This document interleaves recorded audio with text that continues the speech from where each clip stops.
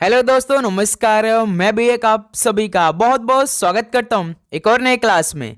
तो साथियों, जैसा कि दिल्ली पुलिस कांस्टेबल का एग्जाम लगातार चल रहे हैं, तो आज की इस क्लास में जिनका पेपर 31 दिसंबर, 1, 2, 3, 4 और 5, 6 जनवरी को होने वाला है, तो उनके लिए टॉप लेवल के 85 क्वेश्चन को डिस्कस करेंगे। तो साथियों, जैसा कि दिल्ली पुलिस कांस्टेबल का पेपर लगातार चल रहे हैं, लगभग 33 से 34 शिफ्टों का पेपर भी समाप्त हो चुका है।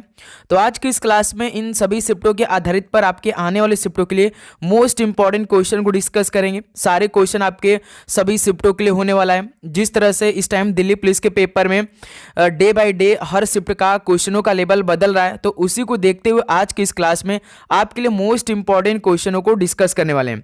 तो यदि आपका पेपर अभी होने वाला है तो इस क्लास को आप जरूर पूरा देख लीजिएगा, क्योंकि इस क्लास से आपको ये पता चल जाएगा कि आपके आने वाले शिफ्टों में किस तरह के क्वेश्चन पूछे जा सकते हैं और किस लेवल के सवाल पूछे जा रहे हैं। सारे क्वेश्चनों का कंपाइलेशन आज की इस क्लास में हम लोग डिस्कस करने वाले हैं। ठीक है। और एक बात कि आपका एग्जाम किस डेट को होने वाला वो कमेंट सेक्शन बता दीजिएगा, क्योंकि बहुत सारे स्टूडेंट का कल एग्जाम था, एक्सटेंड करके उसे एक दिन आगे बढ़ा दिया गया है, तो इसलिए आप लोग अपना एग्जाम डेट जरूर बताइएगा। ओके। तो टारगेट आप 85 क्वेश्चन में से 85 क्वेश्चन रखिएगा। इस क्लास के सारे क्वेश्चन मोस्ट एक्सपेक्टेड रहने वाले हैं आपके सभी शिफ्टों के लिए, तो इसलिए लास्ट तक इस क्लास को आप जरूर देखिएगा। बहुत सारे क्वेश्चन आपके पेपर में देखने को मिलेंगे। ओके। तो चलिए आज का पहला प्रश्न देखते हैं। किस नदी को व्यर्थ भी कहा जाता है? किस नदी को व्यर्थ भी कहा जाता है? तो झेलम नदी को व्यर्थ भी कहा जाता है। तो पहले का सी ऑप्शन राइट आंसर है। अगला सवाल को देखेंगे, क्वेश्चन नंबर सेकेंड को। चूफाट भारत के किस उत्तर पूर्वी राज्य का लोक नृत्य है? चूफाट भारत के किस उत्तर पूर्वी राज्य का लोक नृत्य है? तो यह सिक्किम राज्य का है। ऑप्शन ए राइट आंसर है। नेक्स्ट अगला सवाल को देखेंगे, क्वेश्चन नंबर थर्ड को। किस शास्त्रीय नृत्य शैली को मूल रूप से सादिर सधीर अट्टम के नाम से जाना जाता था? किस शास्त्रीय नृत्य शैली को मूल रूप से सादिर सधीर अट्टम के नाम से जाना जाता था? तो भरतनाट्यम को। बी ऑप्शन राइट आंसर है। अगला सवाल को देखेंगे, क्वेश्चन नंबर 4 को। उस्ताद रईस खान किस वाद्य यंत्र से संबंधित है? उस्ताद रईस खान किस वाद्य यंत्र से संबंधित है? तो ये सितार से संबंधित है। ऑप्शन ए राइट आंसर है। चलिए अगला सवाल को देखेंगे, क्वेश्चन नंबर 5 को। सिंगालीला राष्ट्रीय उद्यान भारत के किस राज्य में स्थित है? सिंगालीला राष्ट्रीय उद्यान भारत के किस राज्य में स्थित है? तो ये पश्चिम बंगाल में स्थित है। डी ऑप्शन राइट आंसर है। अगला सवाल को देखेंगे, क्वेश्चन नंबर 6 को। चमेरा बांध किस नदी पर बनाया गया है? चमेरा बांध किस नदी पर बनाया गया है?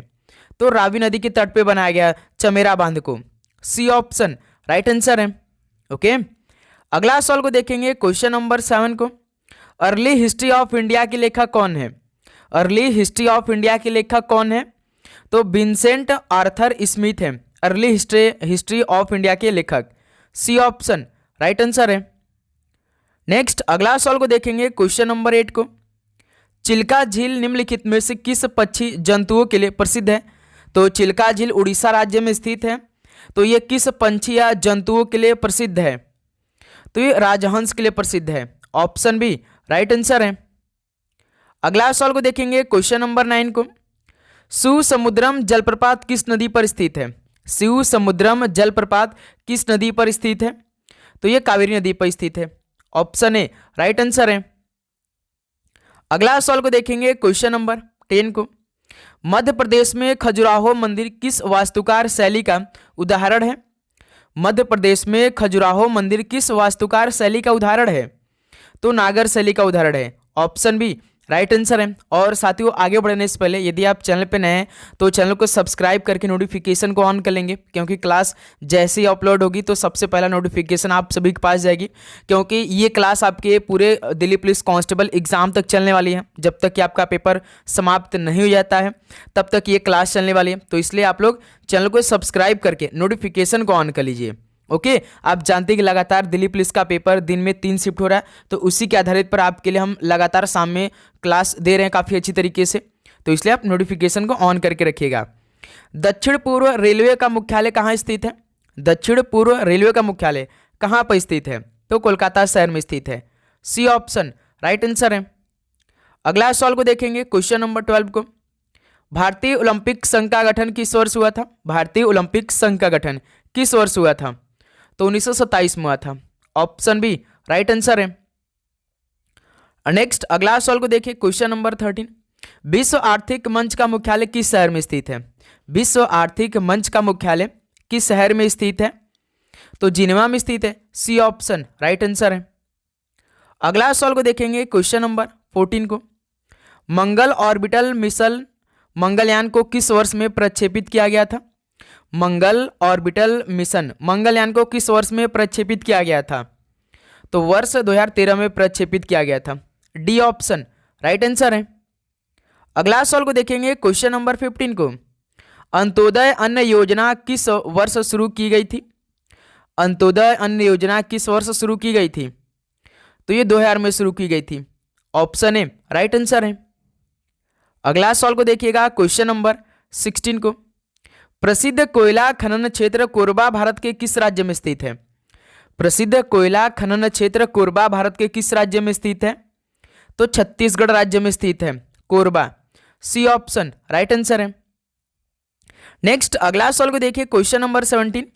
किस संवैधानिक संशोधन ने पांडुचेरी को केंद्र शासित प्रदेश में बनाया? बताइए, किस संवैधानिक संशोधन ने पांडिचेरी को केंद्र शासित बनाया था? तो 14वें संशोधन ने। बी ऑप्शन राइट आंसर है। अगला सवाल को देखेंगे, क्वेश्चन नंबर 18 को।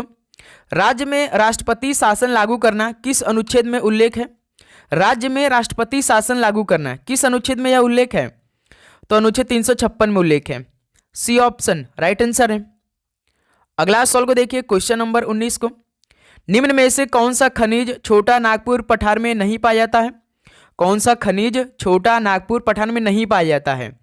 तो याद रखिएगा, सोना नहीं पाया जाता। ऑप्शन बी राइट आंसर है। अगला सवाल को देखेंगे, क्वेश्चन नंबर 20 को।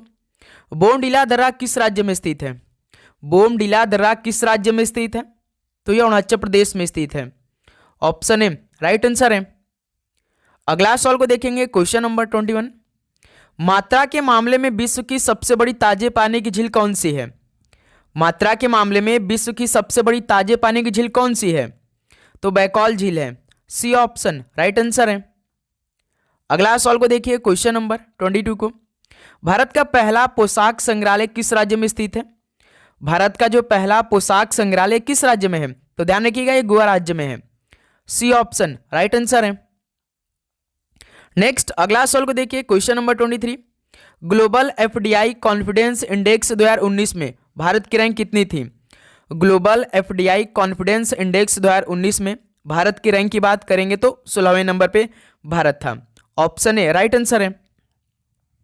अगला सवाल को देखेंगे, क्वेश्चन नंबर 24 को। वर्ल्ड हैप्पीनेस रिपोर्ट 2021 में निम्न में से कौन सा देश शीर्ष पर था? वर्ल्ड हैप्पीनेस रिपोर्ट 2021 में कौन सा देश पहले स्थान पर था? तो दोस्त मेरे याद रखिएगा, फिनलैंड देश था। डी ऑप्शन राइट आंसर है। ओके, अगला सवाल को देखिए, क्वेश्चन नंबर 25 को। हॉकी मैच में हाफ टाइम कितने मिनट के बाद शुरू होता है? हॉकी मैच में हाफ टाइम कितने मिनट बाद शुरू होता है? तो आधे घंटे के बाद, यानी 30 मिनट बाद शुरू हो जाता है। डी ऑप्शन राइट आंसर है। अगला सवाल को देखिए, क्वेश्चन नंबर 26 को। भारत में नागरिकता अधिनियम किस वर्ष पारित किया गया था? भारत में नागरिकता अधिनियम किस वर्ष पारित किया गया? तो 1955 में पारित किया गया था। बी ऑप्शन राइट आंसर है। अगला सवाल को देखिए, क्वेश्चन नंबर 27। गांधीवादी योजना 1944 को गांधीवादी आर्थिक सोच की भावना को अपनाते हुए किसने प्रतिपादित किया था? गांधीवादी योजना 1944 को गांधीवादी आर्थिक सोच की भावना को अपनाते हुए किसने प्रतिपादित किया था? तो श्री मन्ना नारायण अग्रवाल ने इसको प्रतिपादित किया था। सी ऑप्शन राइट आंसर है। अगला सवाल को देखेंगे, क्वेश्चन नंबर 28। आईपीआर 1956 ने किस पंचवर्षीय योजना की नींव रखी थी? पहली पंचवर्षीय योजना 1951 में स्टार्ट हुआ था, 56 में समाप्त हो गया था। तो साथियों 1956 में दूसरी पंचवर्षीय योजना स्टार्ट हुई थी। तो आईपीआर 1956 ने दूसरी पंचवर्षीय योजना की नींव रखी थी। तो बी ऑप्शन राइट आंसर है। अगला सवाल को देखेंगे, क्वेश्चन नंबर 29। अंडमान और निकोबार द्वीप समूह में स्लैश एंड बर्न कृषि को क्या कहा जाता है? अंडमान और निकोबार द्वीप समूह में स्लैश एंड बर्न कृषि को क्या कहा जाता है? तो ध्यान रखिएगा डीपा कहते हैं। सी ऑप्शन राइट आंसर है। अगला सवाल को देखेंगे क्वेश्चन नंबर 30 को। दुनिया के बाकी देशों के साथ किसी एक देश के लेन देन को संक्षेप में बताने वाले खातों को समूह को क्या कहते हैं? दुनिया के बाकी देशों के साथ किसी एक देश के लेन देन को संक्षेप में बताने वाले खातों के समूह को क्या कहते हैं? बताएंगे आप लोग? तो इसे भुगतान शेष कहते हैं। बी ऑप्शन राइट आंसर है। अगला सवाल को देखेंगे क्वेश्चन नंबर 31। खुआंग किस राज्य का पारंपरिक वाद्य यंत्र है? खुआंग किस राज्य का पारंपरिक वाद्य यंत्र है? तो ये मिजोरम राज्य का है। बी ऑप्शन राइट आंसर है। अगला सवाल देखिए क्वेश्चन नंबर 32। भारत में किस पंचवर्षीय योजना में नेहरू रोजगार योजना शुरू की गई थी? भारत में किस पंचवर्षीय योजना में नेहरू रोजगार योजना शुरू की गई थी? तो ध्यान रखिएगा 7वीं पंचवर्षीय योजना में। ऑप्शन ए राइट आंसर है। नेक्स्ट अगला सवाल को देखिए क्वेश्चन नंबर 33। सबसे ठंडा ग्रह कौन सा है? सबसे ठंडा ग्रह कौन सा होता है? तो नेपच्यून है जो कि सबसे ठंडा ग्रह है। सी ऑप्शन राइट आंसर है। अगला सवाल को देखेंगे क्वेश्चन नंबर 34 को। प्रधानमंत्री फसल बीमा योजना की शुरुआत किस वर्ष हुई? प्रधानमंत्री फसल बीमा योजना की शुरुआत किस वर्ष में हुई थी? तो 2016 में हुई थी। ऑप्शन ए राइट आंसर है। ओके, तो साथियों यदि आप दिल्ली पुलिस कांस्टेबल के हर एक शिफ्ट का एनालिसिस कर रहे होंगे तो देख रहे होंगे कि सवाल के लेवल हर शिफ्ट में बदल रहे हैं।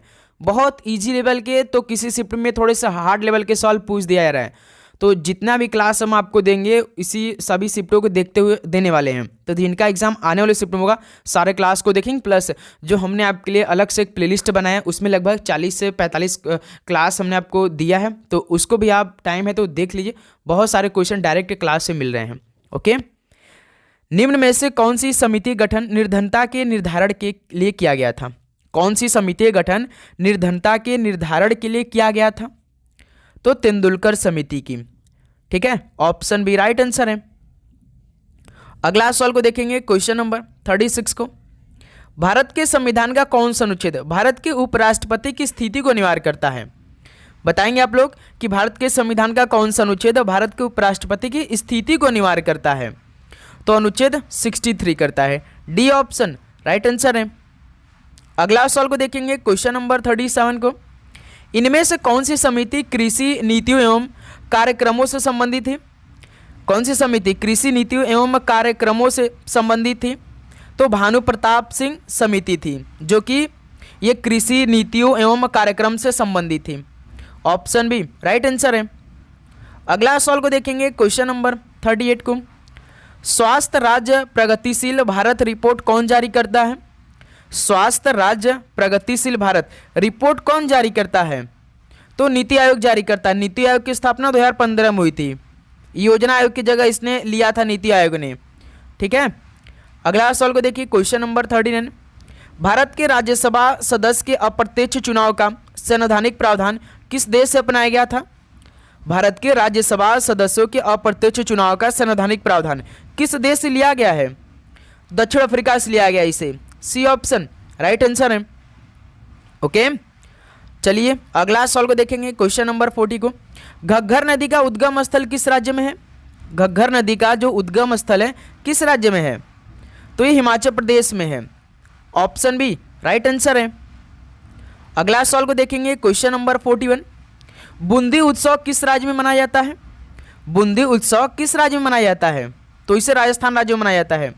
सी ऑप्शन राइट आंसर है।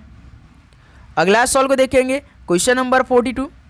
गोमफ नृत्य किस राज्य का प्रसिद्ध लोक नृत्य है? बताएंगे आप लोग कि जो गोमफ नृत्य है किस राज्य का प्रसिद्ध लोक नृत्य है? तो ये गोवा राज्य का है।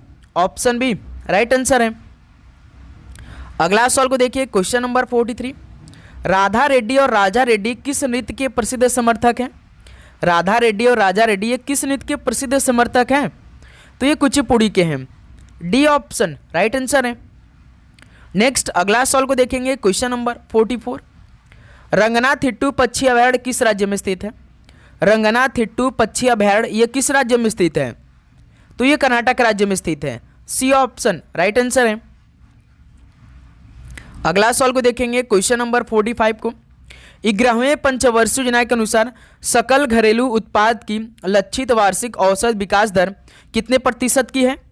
बताइएगा कि 11वें पंचवर्षीय योजना के अनुसार सकल घरेलू उत्पाद की लक्षित वार्षिक औसत विकास दर कितने प्रतिशत की थी? तो 9% की थी। ऑप्शन ए राइट आंसर है। ओके, अगला सवाल को देखेंगे, क्वेश्चन नंबर 46। देवमाली किस राज्य की सबसे ऊंची चोटी है? देवमाली किस राज्य की सबसे ऊंची चोटी है? तो ये उड़ीसा राज्य की सबसे ऊंची चोटी है Devmali. Option B right answer है। अगला सवाल को देखिए, क्वेश्चन नंबर 47। सूरजकुंड झील किस राज्य में स्थित है? सूरजकुंड झील किस राज्य में है? तो साथियों याद रखिएगा, ये हरियाणा राज्य में स्थित है सूरजकुंड झील। ऑप्शन बी राइट आंसर है। अगला सवाल को देखेंगे, क्वेश्चन नंबर 48। 1929 की महामंदी इनमें से किस क्षेत्र में शुरू हुई थी? जो 1929 की महामंदी हुई थी वो किस क्षेत्र में शुरू हुई थी? बताएंगे आप लोग। इस सवाल का राइट आंसर क्या बनेगा? तो उत्तरी अमेरिका शुरू हुई थी। ऑप्शन ए राइट आंसर है। नेक्स्ट अगला सवाल को देखिए, क्वेश्चन नंबर 49। नेहरू देशभक्त है जबकि जिन्ना राजनीतिज्ञ है, यह उक्ति किसके द्वारा कही गई थी? नेहरू देशभक्त है जबकि जिन्ना क्या है? राजनीतिज्ञ है। यह कथन भाई किसके द्वारा कही गई थी? तो मोहम्मद इकबाल के द्वारा यह उक्ति कही गई थी। सी ऑप्शन राइट आंसर है। अगला सवाल को देखेंगे, क्वेश्चन नंबर 50 को। पहली भारतीय उपग्रह आर्यभट्ट कब प्रक्षेपित किया गया था? पहली भारतीय उपग्रह आर्यभट्ट इसे कब प्रक्षेपित किया गया था? तो 19 अप्रैल 1975 में पहली बार इसे प्रक्षेपित किया गया था। ऑप्शन ए राइट आंसर है। ओके, नेक्स्ट अगला सवाल को देखिए, क्वेश्चन नंबर 51। प्रधानमंत्री स्वास्थ्य सुरक्षा योजना कब शुरू किया गया? प्रधानमंत्री स्वास्थ्य सुरक्षा योजना कब शुरू किया गया? तो इसे 2003 में शुरू किया गया था। ऑप्शन बी राइट आंसर है। ओके, चलिए दोस्त अगला सवाल को हल करेंगे, क्वेश्चन नंबर 52। अस्थाई बंदोबस्त लागू होने के समय वर्धमान का राजा कौन था? अस्थाई बंदोबस्त लागू होने के समय वर्धमान का राजा कौन था? बताएंगे आप लोग। तो तेजचंद था। ऑप्शन बी राइट आंसर है। अगला सवाल को देखेंगे, question number 53। Governor general Lord Dalhousie ने किस साम्राज्य को चेरी कहा था? बताएंगे कि गवर्नर जनरल लॉर्ड डलहौजी ने किस साम्राज्य को चेरी कहा था? तो अवध साम्राज्य को चेरी कहा था गवर्नर जनरल लॉर्ड डलहौजी ने। ऑप्शन बी राइट आंसर है। ओके, चलिए अगला सवाल को देखिए, क्वेश्चन नंबर 54 को। भारत में ईस्ट इंडिया कंपनी से संबंधित मामलों को नियंत्रित एवं विनियमित करने हेतु ब्रिटिश सरकार द्वारा पारित प्रथम अधिनियम कौन सा था? बताइए, भारत में ईस्ट इंडिया कंपनी से संबंधित मामलों को नियंत्रित एवं विनियमित करने हेतु ब्रिटिश सरकार द्वारा पारित पहला अधिनियम कौन सा था? तो विनियमन अधिनियम 1773 था। सी ऑप्शन राइट आंसर है। ओके, अगला सवाल देखिए, क्वेश्चन नंबर 55। अहमदाबाद में पहली सूती कपड़ा मिल किस वर्ष शुरू हुई थी? अहमदाबाद में पहली सूती जो कपड़ा मिल थी किस वर्ष में शुरू की गई थी? तो इसे 1861 में शुरू की गई। ऑप्शन ए राइट आंसर है। अगला सवाल को देखेंगे, क्वेश्चन नंबर 56। दिल्ली दरबार 1911 के दौरान दिल्ली की आधारशिला इनमें से किसने रखी थी? दिल्ली दरबार 1911 के दौरान दिल्ली की आधारशिला किसने रखी थी? तो ध्यान रखिएगा, जॉर्ज पंचम ने रखी थी। सी ऑप्शन जॉर्ज पंचम बिल्कुल राइट आंसर है। अगला सवाल को देखिए, क्वेश्चन नंबर 57। कबड्डी खेल के मैदान के किनारों पर चिन्हित लॉबी की चौड़ाई कितने मीटर की होती है? कबड्डी खेल के मैदान के किनारों पर चिन्हित लॉबी की चौड़ाई कितने मीटर की होती है? तो केवल 1 मीटर की होती है। ऑप्शन बी राइट आंसर है। जो जैसे इतने प्लेयर खेलते हैं, बगल बगल में आप देखते होंगे लाइन ऐसे खींची रहती है, तो कितने मीटर की रहती है? 1 मीटर की रहती है। चलिए अगला सवाल को देखेंगे, क्वेश्चन नंबर 58। भारतीय संविधान में अनुच्छेद 35 से किस वर्ष जोड़ा गया था? भारतीय संविधान में जो अनुच्छेद 35 से था वो किस वर्ष जोड़ दिया गया था? तो 1954 में जोड़ा गया था। सी ऑप्शन राइट आंसर है। नेक्स्ट अगला सवाल को देखेंगे, क्वेश्चन नंबर 59 को।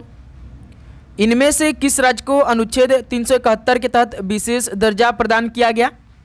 किस राज्य को अनुच्छेद 371 के तहत विशेष दर्जा प्रदान किया गया था? तो नागालैंड राज्य को। ऑप्शन यहाँ से बिल्कुल राइट आंसर है। ओके, चलिए दोस्त, अगला सवाल को सॉल्व करेंगे, क्वेश्चन नंबर 60 को। निम्नलिखित में से किसके अंतर्गत भारत को एक धर्मनिरपेक्ष राज्य के रूप में वर्णित किया गया है? बताएंगे कि किसके अंतर्गत भारत को एक नया मतलब एक नए धर्मनिरपेक्ष राज्य के रूप में वर्णित किया गया है। तो ये संविधान की प्रस्तावना के अंतर्गत किया गया है। ऑप्शन बी राइट आंसर है। ओके, अगला सवाल को देखेंगे, क्वेश्चन नंबर 61 को।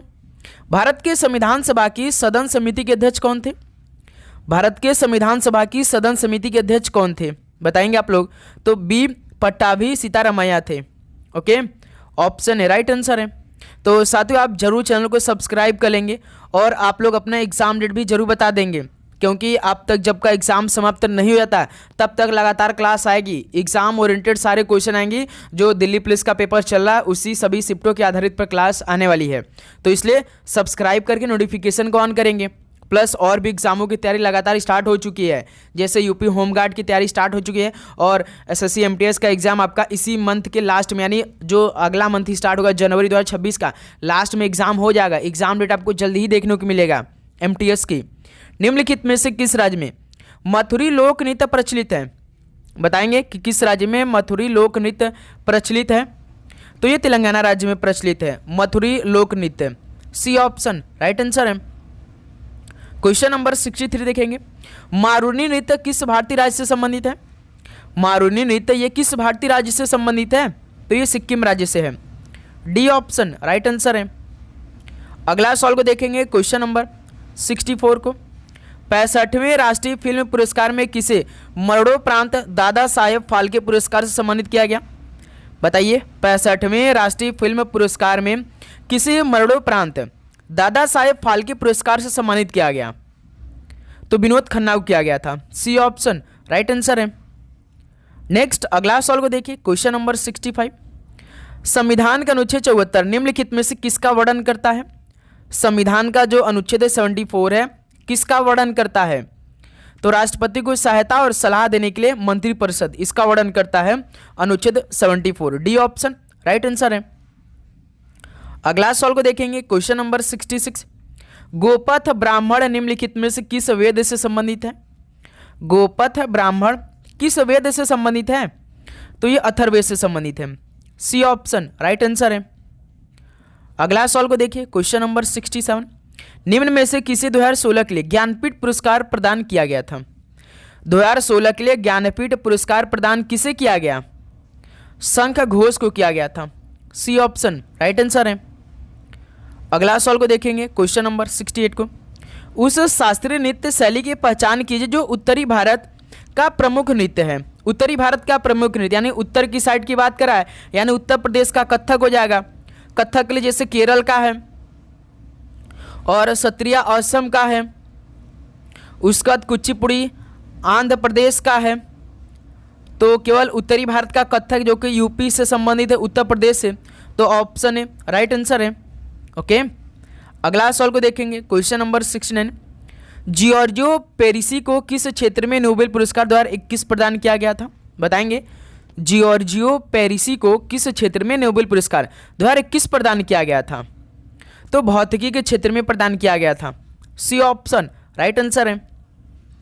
अगला सवाल को देखेंगे, क्वेश्चन नंबर 70 को। भारत सरकार अधिनियम 1935 में कितनी अनुसूचियां थी? भारत सरकार अधिनियम 1935 में कितनी अनुसूचियां थी? तो केवल 10 अनुसूचियां थी भारत सरकार अधिनियम 1935 में। सी ऑप्शन राइट आंसर है। अगला सवाल को देखिए, क्वेश्चन नंबर 71। निम्नलिखित में से किसने टोक्यो ओलंपिक 2020 में भारत के लिए 2 रजत पदकों में से एक प्राप्त किया था? बताइए, टोक्यो ओलंपिक 2020 में भारत के लिए 2 रजत पदकों में से एक प्राप्त कर लिया था। तो रवि कुमार दहिया थे। डी ऑप्शन राइट आंसर है। अगला सवाल को देखेंगे, क्वेश्चन नंबर 72। निम्नलिखित में से किस वेद में नृत्य, नर्ती और नृत्य कला का उल्लेख है? तो बताइए, किस वेद में नृत्य और नृत्य कला का उल्लेख है? तो ऋग्वेद में है। ऑप्शन बी राइट आंसर है। चलिए अगला सवाल को देखेंगे, क्वेश्चन नंबर 73। निम्नलिखित में से किस राज्य ने खेलो इंडिया यूथ गेम्स 2020 में सर्वाधिक संख्या में पदक जीते थे? किस राज्य ने खेलो इंडिया यूथ गेम्स 2020 में सर्वाधिक संख्या में पदक जीते थे? तो महाराष्ट्र राज्य ने। ऑप्शन ए राइट आंसर है। अगला सवाल को देखिए, क्वेश्चन नंबर 74 को, अंतिम शुंग शासक की मृत्यु के बाद कण्व वंश की स्थापना किसने की थी? अंतिम शुंग शासक की मृत्यु के बाद कण्व वंश की स्थापना किसने किया था? तो वासुदेव ने किया था। सी ऑप्शन राइट आंसर है। अगला सवाल को देखिए, क्वेश्चन नंबर 75, निम्नलिखित में से भारत के किस राज्य ने 2015 में राष्ट्रीय खेलों में सर्वाधिक रजत पदक जीते? बताइए, भारत के किस राज्य ने 2015 में राष्ट्रीय खेलों में सर्वाधिक रजत पदक जीत लिए थे? तो केरल राज्य ने जीते थे। सी ऑप्शन राइट आंसर है। अगला सवाल को देखेंगे, क्वेश्चन नंबर 76 को, दोहा में एशियाई टेबल चैंपियनशिप 2021 में किस टीम ने पुरुषों की श्रेणी में कांस्य पदक जीता? बताएंगे कि दोहा में एशियाई टेबल चैंपियनशिप 2021 में किस टीम ने पुरुषों की श्रेणी में कांस्य पदक जीता था? तो भारत ने जीता था। ध्यान रखिएगा, डी ऑप्शन राइट आंसर है। अगला सवाल को देखिए, क्वेश्चन नंबर 77, किस वर्ष भारत ने ओलंपिक खेलों में हॉकी का पहला स्वर्ण पदक जीता? बताइए, किस वर्ष भारत ने ओलंपिक खेलों में हॉकी का पहला स्वर्ण पदक जीता था? तो भाई 1928 वाला, बी ऑप्शन राइट आंसर है। नेक्स्ट अगला सवाल को देखिए, क्वेश्चन नंबर 78, पेरिस ओलंपिक 2024 में भारतीय टीम ने किसे हराकर कांस्य पदक जीता था?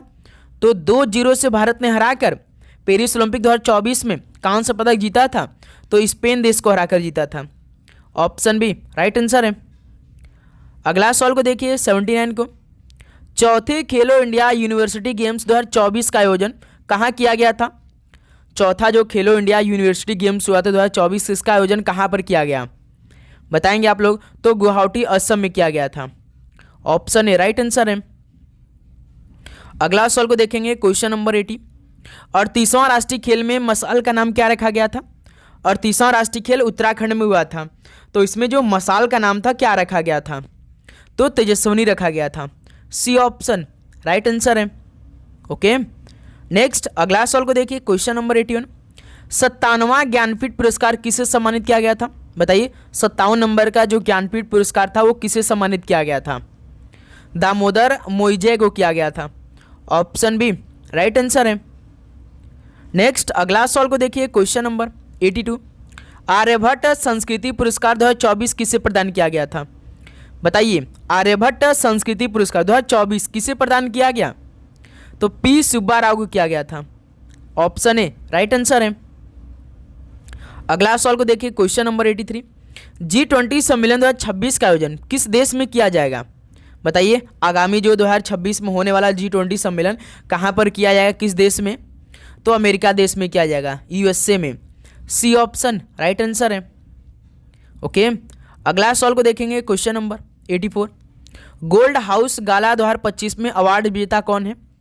गोल्ड हाउस गाला 2025 में अवार्ड विजेता कौन है? तो ध्यान रखिएगा, प्रियंका चोपड़ा हैं। ऑप्शन ए राइट आंसर है। तो चलिए दोस्त, लास्ट क्वेश्चन को सॉल्व करेंगे आज की इस क्लास का। वैश्विक भूखमरी सूचकांक 2024 में भारत का रैंक क्या था? बताइए, वैश्विक भूखमरी सूचकांक 2024 में भारत का रैंक क्या था भाई? तो 105 नंबर पर भारत था। पहली पोजीशन की बात करेंगे तो बेलारूस था। ठीक है, पहले पोजीशन पे कौन था? बेलारूस था। तो इस सवाल का बी ऑप्शन राइट आंसर है। तो साथियों, फाइनली ये 85 क्वेश्चन आपके सभी शिफ्टों के आधारित पर आपके आने वाले शिफ्टों के लिए कंप्लीट हो चुका है। तो उम्मीद करूंगा आप हर क्वेश्चन तैयार करेंगे। तो साथियों, लगातार क्लास आ रही है, प्लस आप सभी से रिक्वेस्ट करेंगे कि दिल्ली पुलिस के लिए अलग से जो एक प्लेलिस्ट बना है, डेली का डेली क्लास उसमें अपडेट हो चुका है। आप वहां से अपने तैयारी को और भी मजबूत बना सकते हैं। आप यदि आपके पास समय है तो प्लेलिस्ट के सारे क्लास को आप जरूर देखिए, बहुत बेनिफिट होगा। आप ×2 के स्पीड से आप जरूर देखिएगा भाई। ओके, और भी कोई डाउट आता है तो आप जरूर पूछिएगा। तो लगातार इसी तरह क्लास आएगी आपके लिए, और एग्जामों की तैयारी स्टार्ट हो चुकी है। तो आप चैनल को सब्सक्राइब करके नोटिफिकेशन को भी ऑन कर लेंगे। ओके, तो चलिए दोस्त, इस क्लास को यहीं पर समाप्त करते हैं। मिलते हैं एक और नए क्लास के साथ। तो आप सभी को एग्जाम के लिए बेस्ट ऑफ लक। जय हिंद, जय भारत। पढ़ाई करते रहिए। All the very best. धन्यवाद।